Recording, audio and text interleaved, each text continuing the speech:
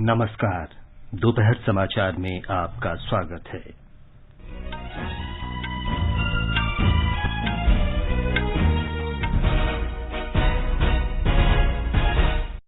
प्रधानमंत्री नरेंद्र मोदी ने कहा, सरकार का गरीबों और कामगारों के सशक्तिकरण पर जोर।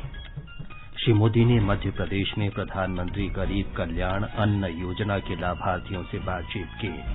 कहा, राशन वितरण प्रक्रिया से बिचौलियों को हटाया गया। केंद्र ने जॉनसन एंड जॉनसन के सिंगल डोज कोविड टीके को आपात इस्तेमाल के लिए मंजूरी दी। देश में अब तक 50 करोड़ 10 लाख से अधिक कोविड रोधी टीके लगाए गए। बिहार सरकार ने आज से कोविड प्रतिबंधों में ढील दी। स्कूल, दुकानें, सिनेमा हॉल और शॉपिंग मॉल खोले जाने की अनुमति। सामाजिक न्याय और अधिकारिता मंत्री डॉक्टर वीरेंद्र कुमार आज पीएम दक्ष पोर्टल और मोबाइल एप्लीकेशन का शुभारंभ करेंगे। राष्ट्रीय हथकरघा दिवस आज मनाया जा रहा है। प्रधानमंत्री ने लोगों से हथकरघा उत्पाद खरीदने की अपील की। जम्मू कश्मीर के बडगाम जिले के मोचवा इलाके में सुरक्षा बलों ने एक आतंकी को मार गिराया। तालिबान ने कल काबुल में अफगानिस्तान के सरकारी मीडिया सेंटर के निदेशक की हत्या की। ओलंपिक में गोल्फर अदिति अशोक कांस्य पदक से चूकी। नीरज चोपड़ा आज पुरुषों की भाला फेंक स्पर्धा के फाइनल में और पहलवान बजरंग पूनिया का कांस्य पदक के लिए मुकाबला अब से थोड़ी देर में। और नॉटिंघम में भारत के साथ पहले क्रिकेट टेस्ट मैच में इंग्लैंड आज अपनी दूसरी पारी में बिना किसी नुकसान के 25 रन से आगे खेलेगा।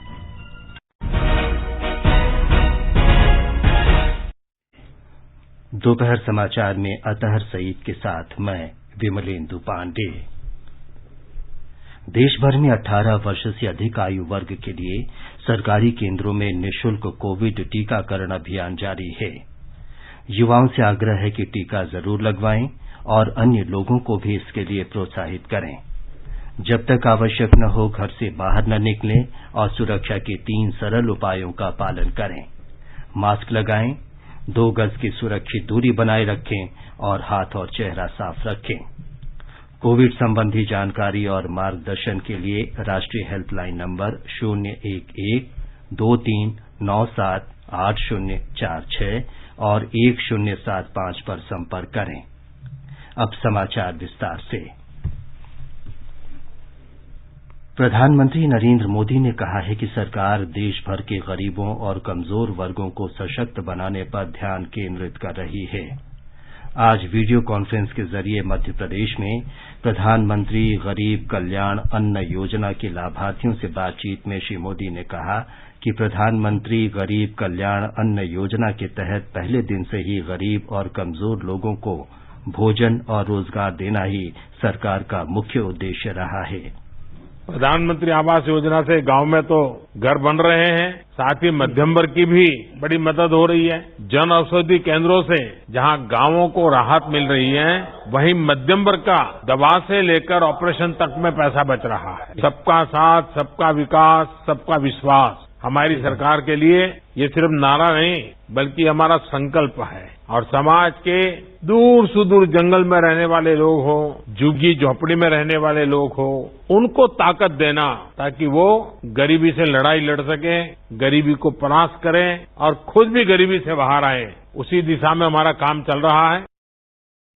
प्रधानमंत्री ने कहा कि रोजगार के मामले में मौजूदा विश्वव्यापी संकट के दौर में ये लगातार सुनिश्चित किया जा रहा है कि देश में कम से कम नुकसान हो।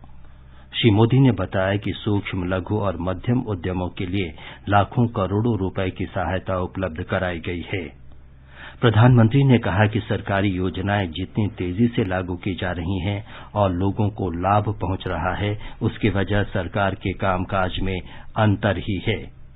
लोगों के राशन में कोई बिचौलिया अब हिस्सा नहीं ले रहा है, वरना ये कटकी कंपनी कभी कुछ मार जाती थी। तो अब एक जागरूकता भी आई है, टेक्नोलॉजी का उपयोग हो रहा है। तो दिल्ली से 1 रुपया जाता है तो गरीब के घर 100 पैसा पहुंचता है, 1 पैसा भी कटता नहीं है। यही मेरी कोशिश है। श्री मोदी ने ये भी कहा कि इस समय मध्य प्रदेश के कई जिले बारिश और बाढ़ की समस्या से जूझ रहे हैं और अनेक लोगों की आजीविका लगभग खत्म हो गई है। इस मुश्किल घड़ी में केंद्र सरकार और समूचा देश राज्य के लोगों के साथ है। कोरोना महामारी से उत्पन्न संकट से निपटने में भी गरीबों को उच्च प्राथमिकता देने की नीति अपनाई जा रही है। प्रधानमंत्री गरीब कल्याण अन्न योजना के तहत हो रहे इस अन्न वितरण के लिए आप सभी को बहुत बधाई। करीब 5 करोड़ लाभार्थियों को आज मध्य प्रदेश में इस योजना के एक साथ पहुंचाने का बड़ा अभियान चल रहा है। ये योजना तो नई नहीं है।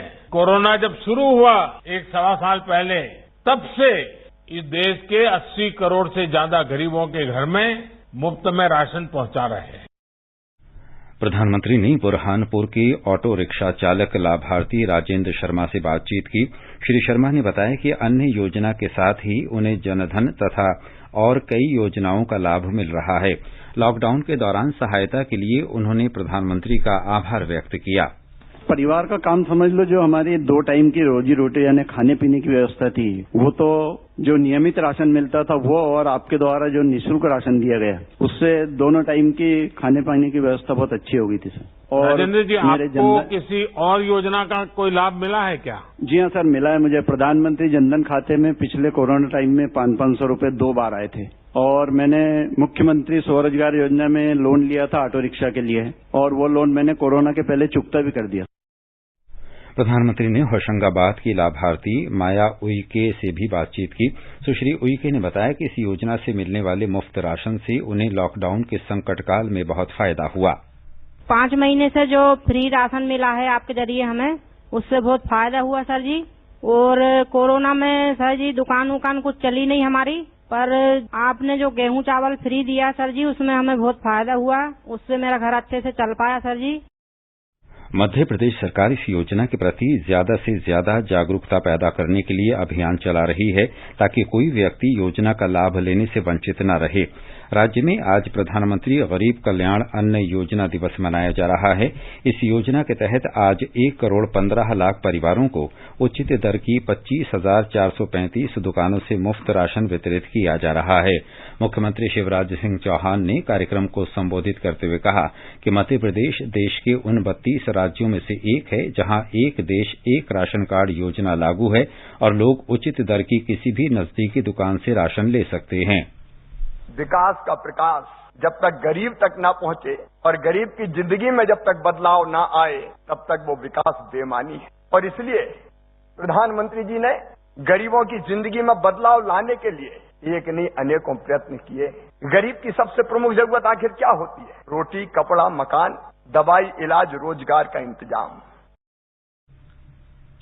प्रधानमंत्री नरेंद्र मोदी ने कहा है कि वैश्विक अर्थव्यवस्था में भारत की स्थिति के निर्धारण में निर्यात की महत्वपूर्ण भूमिका होगी। प्रधानमंत्री कल शाम वीडियो कॉन्फ्रेंस के माध्यम से विदेश में स्थित भारतीय दूतावासों के प्रमुखों और वाणिज्य तथा व्यापार से संबद्ध पक्षों से संवाद कर रहे थे। प्रधानमंत्री ने आत्मनिर्भर भारत अभियान और 3 लाख करोड़ रुपए के आपात ऋण गारंटी योजना के प्रावधानों के अंतर्गत सूक्ष्म, लघु और मध्यम उद्यम क्षेत्र को आगे बढ़ाने के लिए सरकार की पहल का उल्लेख किया। गृहमंत्री देश आत्मनिर्भर भारत के मिशन पर चल रहा है, तो उसका एक लक्ष्य एक्सपोर्ट्स में ग्लोबल सप्लाई चेन में भारत की हिस्सेदारी को कई गुना बढ़ाने का भी है। और इसलिए आज हमें ये सुनिश्चित करना है कि इंटरनेशनल डिमांड के अनुसार हमें एक्सेस मिले, ताकि हमारे बिजनेस खुद को स्केल अप कर सके, ग्रो कर सके। हमारी इंडस्ट्रीज को भी बेस्ट टेक्नोलॉजी की तरफ जाना होगा, इनोवेशन पर फोकस करना होगा और R&D में हिस्सेदारी बढ़ानी ही पड़ेगी। गृहमंत्री अमित शाह ने आज वीडियो कॉन्फ्रेंस के माध्यम से गुजरात में 5,300 करोड़ रुपए की विकास परियोजनाओं की आधारशिला रखी। इस अवसर पर श्री शाह ने कहा कि गुजरात सरकार जन कल्याण की परंपरा को आगे ले जा रही है। उन्होंने कहा कि नर्मदा का पानी आज सौराष्ट्र के हर गांव में उपलब्ध है। ब्यौरा हमारे संवाददाता से। गुजरात में मुख्यमंत्री विजय रूपाणी सरकार के 5 साल पूरे होने के अवसर पर आयोजित एक सप्ताह के कार्यक्रमों के अंतर्गत आज राज्य में विकास दिवस मनाया जा रहा है। केंद्रीय गृह मंत्री श्री अमित शाह ने प्रधानमंत्री आवास योजना ग्रामीण के अंतर्गत 382 करोड़ के खर्च से बने 25,000 आवास लोगों को समर्पित किए। उन्होंने 703 करोड़ रुपए के खर्च से बनने वाले 46,000 आवासों का भूमि पूजन भी किया। श्री शाह ने 245 करोड़ रुपए के खर्च से तैयार ITI के विभिन्न कार्यों को भी लोगों को समर्पित किए। उन्होंने मेहसाणा जिले में 498 करोड़ रुपए के खर्च से निर्मित पानी की पाइपलाइन भी लोगों को समर्पित की, जबकि डीसा राष्ट्रीय राजमार्ग पर 464 करोड़ रुपए के खर्च से तैयार ब्रिज का भी उद्घाटन किया। इसके अलावा श्री शाह द्वारा राज्य के विभिन्न जिलों में आवास, मार्ग, जल आपूर्ति, बिजली सबस्टेशन और राज्य परिवहन निगम के बस अड्डे सहित 3,906 करोड़ रुपए की लागत से तैयार विकास कार्य भी लोगों को समर्पित किए। योगेश पंड्या, आकाशवाणी समाचार, अहमदाबाद। श्री अमित शाह ने वतन प्रेम स्कीम की शुरुआत की। कार्यक्रम में सड़क परिवहन और राजमार्ग मंत्री नितिन गडकरी भी वीडियो कॉन्फ्रेंस के माध्यम से शामिल हुए।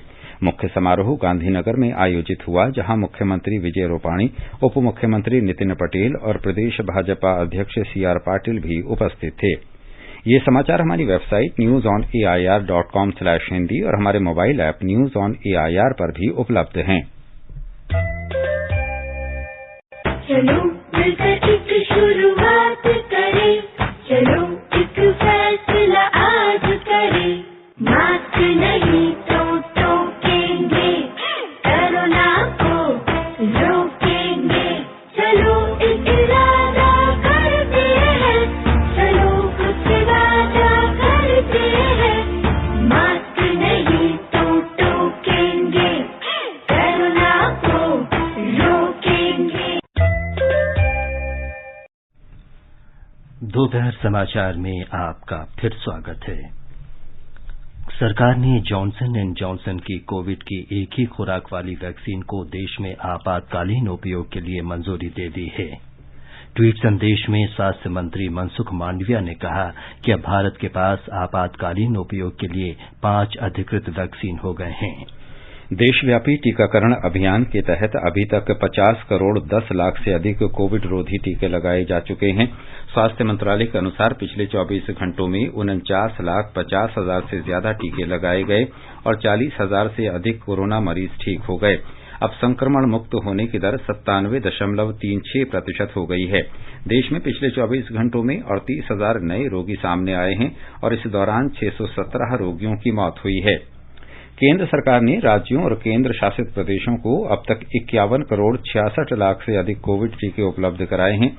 केंद्र ने राज्यों को 55,52,000 से अधिक टीके जल्द ही उपलब्ध कराने का आश्वासन दिया है। राष्ट्रव्यापी टीकाकरण के तहत केंद्र सरकार राज्यों और केंद्र शासित प्रदेशों को निःशुल्क टीके उपलब्ध करा रही है। प्रधानमंत्री नरेंद्र मोदी ने कहा है कि कोविड टीकाकरण में काफी गति आई है और ये 50 करोड़ के आंकड़े को पार कर गई है। श्री मोदी ने एक ट्वीट में आशा व्यक्त की कि सबको मुफ्त वैक्सीन अभियान के तहत नागरिकों को टीका लगाने में तेजी लाने में इसमें और मदद होगी। स्वास्थ्य मंत्रालय ने कोविड से जुड़े विभिन्न मुद्दों के बारे में जागरूकता बढ़ाने के लिए सामुदायिक रेडियो स्टेशनों और निजी रेडियो स्टेशनों के प्रतिनिधियों के बीच परस्पर संवाद सत्र का आयोजन किया। सत्र को संबोधित करते हुए स्वास्थ्य मंत्रालय में संयुक्त सचिव लव अग्रवाल ने विश्व के सबसे बड़े टीकाकरण अभियान के समर्थन में श्रोताओं को जागरूक बनाने और कोविड उचित व्यवहार का संदेश प्रसारित करने पर बल दिया। बिहार सरकार ने कोविड प्रतिबंधों में और ढील देते हुए आज से स्कूल, दुकान, सिनेमा हॉल, शॉपिंग मॉल्स को दोबारा खोलने का फैसला किया है। ब्यौरा हमारी संवाददाता से। राज्य में आज से सभी दुकानें और व्यापारिक प्रतिष्ठान खुल जाएंगे। शॉपिंग मॉल को एक दिन के अंतराल पर खोलने की अनुमति दी गई है। सिनेमा हॉल भी 50% दर्शक के साथ खुल जाएंगे। व्यापारिक गतिविधियां शाम 7 बजे तक ही निपटाए जा सकेंगे। सार्वजनिक वाहनों पर अब किसी तरह का कोई प्रतिबंध नहीं रहेगा और 100% क्षमता के साथ अब वाहनों का परिचालन शुरू कर दिया गया है। सार्वजनिक स्थलों पर कार्यक्रमों के आयोजन पर प्रतिबंध जारी रहेगा और धार्मिक स्थल बंद रहेंगे। नाइट कर्फ्यू रात्रि 9 बजे से अगले दिन सुबह 5 बजे तक प्रभावी रहेगा। आकाशवाणी समाचार के लिए पटना से कृष्ण कुमार लाल। महाराष्ट्र में कोविड के 74,483 सक्रिय मामले हैं और स्वस्थ होने की दर 96.66% है। हमारे संवाददाता ने बताया है कि इस समय 4,35,516 लोग होम क्वारंटीन में हैं, जबकि 2,837 लोग विभिन्न कोविड केंद्रों में क्वारंटीन में हैं। महाराष्ट्र में कोविड-19 के 5,539 नए मामले दर्ज हुए और 187 मरीजों की मौत हुई, जिससे संक्रमितों की कुल संख्या 63,41,000 से अधिक हो गई और मरने वालों की संख्या 1,33,000 से अधिक हो गई है। स्वास्थ्य विभाग द्वारा जारी आंकड़ों के मुताबिक 5,859 मरीज इस संक्रामक रोग से उबर चुके हैं। इसी बीच कोरोना पर राज्य स्तरीय एक्शन फोर्स ने कहा है कि राज्य के अन्य जिलों की तुलना में उन सभी 11 जिलों में टीकाकरण की दर बहुत कम है, जहां तीसरे स्तर के कोविड प्रतिबंध लागू है। इन हालातों के मद्देनजर इन सभी 11 जिलों में 70% टीकाकरण पूरा होने तक प्रतिबंध जारी रखने की सिफारिश एक्शन फोर्स ने की है। माधुरी पांगे, आकाशवाणी समाचार, मुंबई। आकाशवाणी समाचार से बातचीत में नई दिल्ली के अखिल भारतीय आयुर्विज्ञान संस्थान एम्स के हृदय रोग विभाग के प्रोफेसर डॉक्टर संदीप मिश्र ने कोविड टीकाकरण के महत्व के बारे में बताया। अच्छी बात यह है कि अब 50 करोड़ हो गया है। हमारा जो टोटल लक्ष्य है, हम लोग एस्टिमेट करते हैं कि करीब 90 करोड़ लोगों को अगर हम लगा लेंगे, क्योंकि अडल्ट्स में कॉमन है, तो अगर 90 करोड़ अडल्ट्स में लग जाता है तो हमारा ऐसा एस्टिमेशन है कि हमारे को हर्ड इम्यूनिटी आ जाएगी। उस हिसाब से अगर देखा जाए तो 50% का मार्क तो क्रॉस कर गए कि 50 करोड़ टीकाकरण तो हो गया है और जल्दी दोनों भी टीके लग जाएंगे उन लोगों को। तो करीब ये मान सकते हैं कि हेजिटेंसी जो है वो शुरू में जरूर थोड़ी प्रॉब्लम थी, लेकिन अब ज्यादा लोग समझ गए हैं कि फायदा है टीका लगाने का। बांग्लादेश में 25 वर्ष से अधिक उम्र के लोगों के कोविड टीकाकरण का व्यापक कार्यक्रम शुरू हो रहा है। इस अभियान के तहत 8 से 12 अगस्त के बीच लगभग 32 लाख लोगों का टीकाकरण किया जाएगा। कोविड संबंधी राष्ट्रीय हेल्पलाइन नंबर हमारी वेबसाइट news.on.air.gov.in पर उपलब्ध हैं। आगे बढ़ने से पहले मुख्य समाचारों पर एक नजर। प्रधानमंत्री नरेंद्र मोदी ने कहा, सरकार का गरीबों और कामगारों के सशक्तिकरण पर जोर। श्री मोदी ने मध्य प्रदेश में प्रधानमंत्री गरीब कल्याण अन्न योजना के लाभार्थियों से बातचीत की। कहा, राशन वितरण प्रक्रिया से बिचौलियों को हटाया गया। केंद्र ने जॉनसन एंड जॉनसन के सिंगल डोज कोविड टीके को आपात इस्तेमाल के लिए मंजूरी दी। देश में अब तक 50 करोड़ 10 लाख से अधिक कोविड रोधी टीके लगाए गए। बिहार सरकार ने आज से कोविड प्रतिबंधों में ढील दी। स्कूल, दुकानें, सिनेमा हॉल और शॉपिंग मॉल खोले जाने की अनुमति। सामाजिक न्याय और अधिकारिता मंत्री डॉक्टर वीरेंद्र कुमार आज पीएम दक्ष पोर्टल और मोबाइल एप्लीकेशन का शुभारंभ करेंगे। 7वां राष्ट्रीय हथकरघा दिवस आज मनाया जा रहा है। प्रधानमंत्री ने लोगों से हथकरघा उत्पाद खरीदने की अपील की। जम्मू कश्मीर के बड़गांव जिले के मोचवा इलाके में सुरक्षा बलों ने एक आतंकी को मार गिराया। तालिबान ने कल काबुल में अफगानिस्तान के सरकारी मीडिया सेंटर के निदेशक की हत्या की। ओलंपिक में गोल्फर अदिति अशोक कांस्य पदक से चूकी। नीरज चोपड़ा आज पुरुषों की भाला फेंक स्पर्धा के फाइनल में और पहलवान बजरंग पुनिया का कांस्य पदक मुकाबला अब से थोड़ी देर में। और नॉटिंघम में भारत के साथ पहले क्रिकेट टेस्ट मैच में इंग्लैंड आज अपनी दूसरी पारी में बिना किसी नुकसान के 25 रन से आगे खेलेगा। सामाजिक न्याय और अधिकारिता मंत्री डॉक्टर वीरेंद्र कुमार आज प्रधानमंत्री दक्ष पोर्टल और मोबाइल एप्लीकेशन का शुभारंभ करेंगे। इस पोर्टल और ऐप से अनुसूचित जाति, जनजाति और सफाई कर्मचारियों को कौशल विकास योजनाओं की जानकारी मिल सकेगी। मंत्रालय ने प्रधानमंत्री दक्षता और कुशलता संपन्न पीएम दक्ष योजना पिछले वर्ष शुरू की थी। वस्त्र मंत्रालय आज 7वां राष्ट्रीय हथकरघा दिवस मना रहा है। हथकरघा क्षेत्र सीधे तौर पर महिलाओं का सशक्तिकरण करता है। 70% से अधिक महिलाएं हथकरघा और इससे जुड़े कार्यों में लगी हैं। प्रधानमंत्री नरेंद्र मोदी ने कहा है कि हथकरघा भारत की विविधता और बुनकरों तथा कारीगरों की निपुणता को दर्शाता है। एक ट्वीट में श्री मोदी ने कहा कि राष्ट्रीय हथकरघा दिवस माई हैंडलूम माई प्राइड की भावना को बढ़ाकर देश के बुनकरों को प्रोत्साहित करने का अवसर है। उन्होंने देशवासियों से स्थानीय हथकरघा उत्पादों को खरीदने को कहा।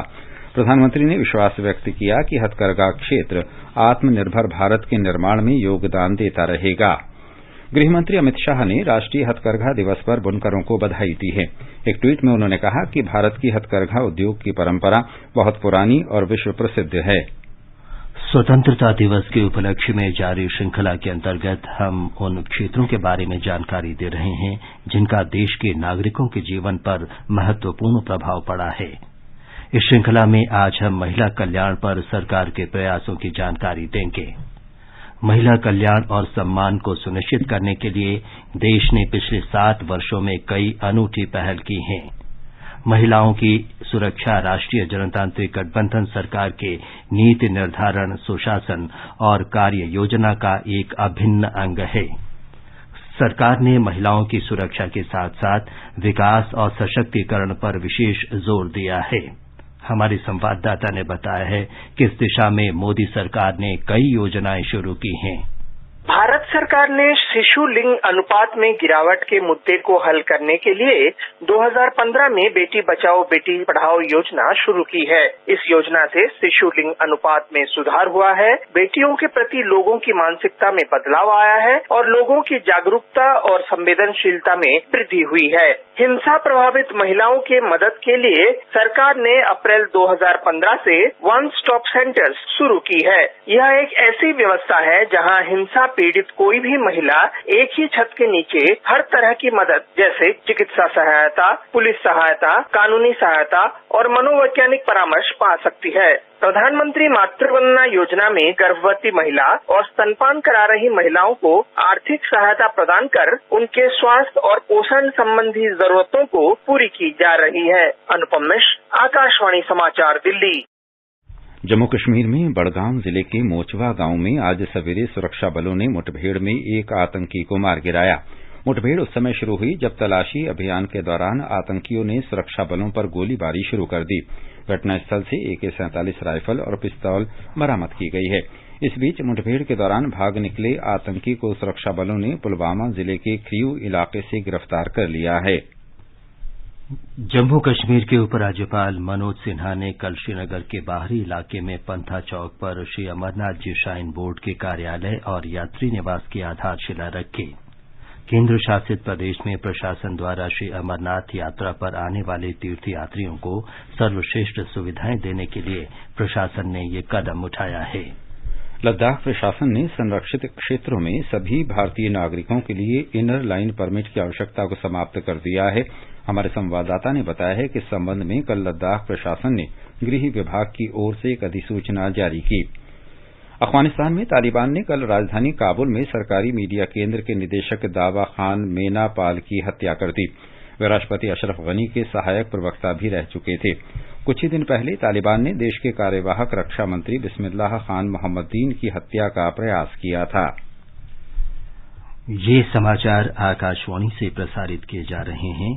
ताजा समाचार जानने के लिए आप हमारे Twitter handle @AIR News Hindi को फॉलो कर सकते हैं।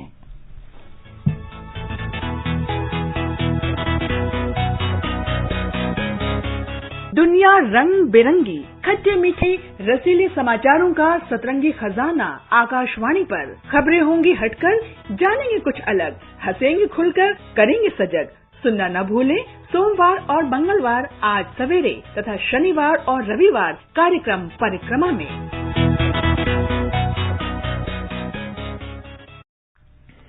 ये आकाशवाणी है। अब ओलंपिक खबरों के साथ हैं नवीन सक्सेना। चूके ना निशाना, लक्ष्य तेरा सामने है, जीत के है आना। टोक्यो ओलंपिक में आज गोल्फ में महिलाओं के व्यक्तिगत स्ट्रोक प्ले में अदिति अशोक पदक से चूक गई। आज खेले गए चौथे और अंतिम दौर में अदिति चौथे स्थान पर रही, जबकि दीक्षा डागर का स्थान संयुक्त रूप से 50वां रहा। आज ही भारतीय खिलाड़ी एथलेटिक्स और कुश्ती में भी अपनी चुनौती पेश करेंगे। भाला फेंक के फाइनल में नीरज चोपड़ा पदक के लिए अपने दावेदारी पेश करेंगे। भारतीय समय के अनुसार ये मुकाबला शाम 4:30 से खेला जाएगा। क्वालिफिकेशन राउंड में अपने पहले ही प्रयास में नीरज ने 86.65 मीटर तक की दूरी तक भाला फेंका था, जबकि अंतिम दौर के लिए क्वालिफाई करने के लिए 83.50 तक ही भाला फेंका जाना था। कुश्ती में 65 किलोग्राम वर्ग में बजरंग पुनिया आज कांस्य पदक के लिए खेलेंगे। ये मुकाबला दिन में 3:15 पर होगा। कल खेले गए सेमीफाइनल में बजरंग पुनिया को अजरबैजान के हाजी अलीयेव से हार का सामना करना पड़ा था। चूके ना निशाना, लक्ष्य तेरा सामने है। नॉटिंघम में भारत के साथ पहले क्रिकेट टेस्ट मैच में चौथे दिन आज इंग्लैंड दूसरी पारी में बिना कोई विकेट खोए 25 रन से आगे खेलेगा। इससे पहले भारत की पहली पारी 278 रन पर सिमट गई। पहली पारी के आधार पर भारत को 95 रन की बढ़त मिली। इंग्लैंड की पहली पारी 183 रन पर सिमट गई थी। आज का संस्कृति संदेश समर्पित है गुरुदेव रविन्द्रनाथ ठाकुर को। যদি তোর ডাক শুনে কেউ না আসে তবে একলা চলো রে তবে একলা চলো একলা চলো একলা চলো। आज 7 अगस्त है। आज पुण्यतिथि है भारत की सांस्कृतिक चेतना में नई जान फूंकने वाले रविन्द्रनाथ टैगोर की, जिन्हें हम प्यार से गुरुदेव पुकारते हैं। वे एशिया के ऐसे पहले व्यक्ति थे जिन्हें नोबेल पुरस्कार से सम्मानित किया गया। विश्व भर में वे एकमात्र कवि हैं जिनकी 2 रचनाएं 2 देशों की राष्ट्रगान बनी। भारत का राष्ट्रगान जन गण मन और बांग्लादेश का राष्ट्रगान आमार सोनार बांग्ला गुरुदेव की ही रचनाएं हैं। टैगोर ने ही गांधी जी को महात्मा नाम दिया था, जो आज दुनिया भर में जाना जाता है। रविन्द्रनाथ टैगोर का जन्म 7 मई 1861 को कोलकाता की जोड़ासांको ठाकुरबाड़ी में हुआ था। उनके पिता का नाम देवेंद्रनाथ टैगोर और माता का नाम शारदा देवी था। उनकी आरंभिक शिक्षा प्रतिष्ठित सेंट जेवियर स्कूल में हुई। बैरिस्टर बनने की इच्छा से 1878 में वे इंग्लैंड चले गए, लेकिन 1880 में बिना डिग्री प्राप्त किए ही स्वदेश लौट आए। टैगोर ने पहली कविता 8 वर्ष की आयु में लिखी थी। टैगोर ने लगभग 2230 गीतों की रचना की। रविन्द्र संगीत को आज भी बांग्ला संस्कृति का अभिन्न अंग माना जाता है। 1913 में रविन्द्रनाथ टैगोर को उनकी काव्य रचना गीतांजलि के लिए साहित्य का नोबेल पुरस्कार मिला।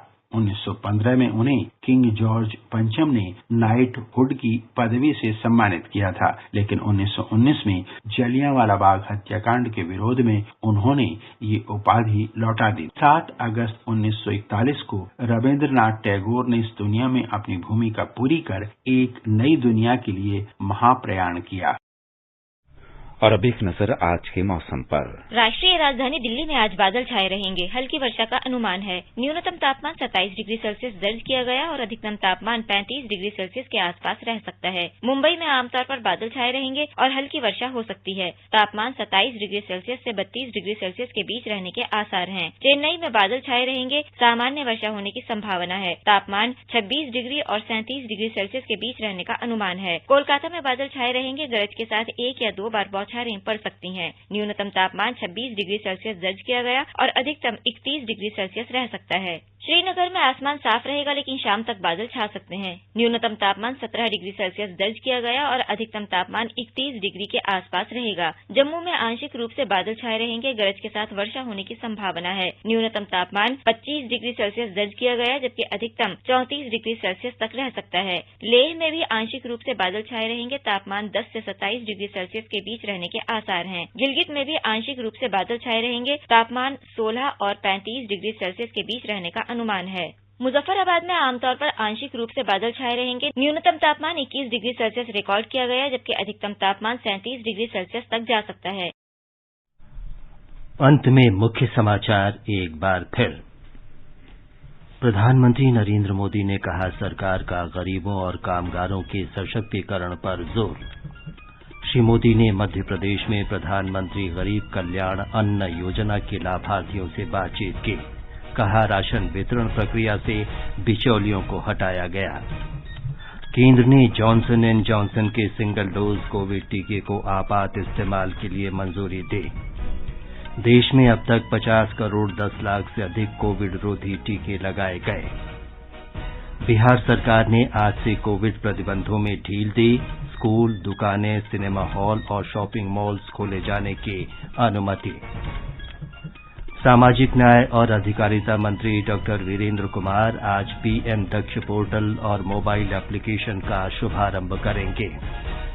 राष्ट्रीय हथकरघा दिवस आज मनाया जा रहा है। प्रधानमंत्री ने लोगों से हथकरघा उत्पाद खरीदने की अपील की। जम्मू कश्मीर के बडगाम जिले के मोचवा इलाके में सुरक्षा बलों ने एक आतंकी को मार गिराया। तालिबान ने कल काबुल में अफगानिस्तान के सरकारी मीडिया सेंटर के निदेशक की हत्या की। और ओलंपिक में गोल्फर अदिति अशोक कांस्य पदक से चूकी। नीरज चोपड़ा आज पुरुषों की भाला फेंक स्पर्धा के फाइनल में और पहलवान बजरंग पूनिया का कांस्य पदक मुकाबला अब से थोड़ी देर में। इसके साथ ही दोपहर समाचार का ये अंक समाप्त हुआ। नमस्कार।